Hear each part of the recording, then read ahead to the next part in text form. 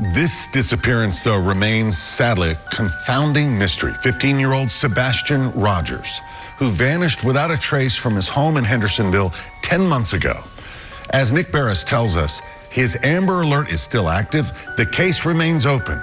So many of you have continued to follow any developments in what has become one of the top stories of this past year. Sebastian Rogers, a now 16-year-old with autism, vanished from his Hendersonville home in Sumner County sometime overnight on February 26th earlier this year. It was reported he left the house barefoot and with a flashlight. There was a massive search effort from ground and air in the first 8 days after the teen disappeared. This is the system that we use to track all of our searchers. Sumner County EMA Director Ken Widener spearheaded the search using crews on foot and drones. Divers searched ponds. Spelunkers were called in to check sinkholes.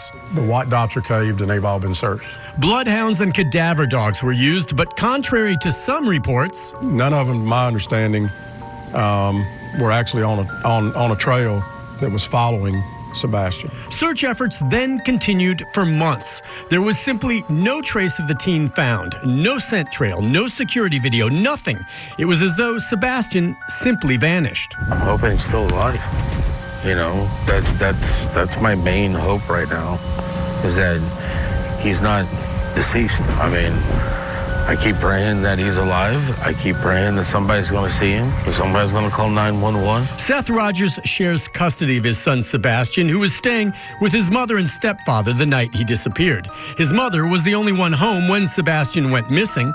Authorities say all three parents have fully cooperated. Any evidence of foul play? We have not cleared anyone, but we have absolutely no evidence to support foul play. I did ask Sheriff Eric Craddock about exclusive home security video we obtained from the neighborhood the night Sebastian disappeared.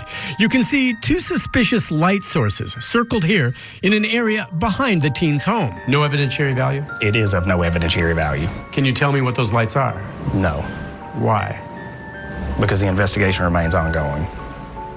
And so it could play a role down the road depending on developments? We don't know what we don't know.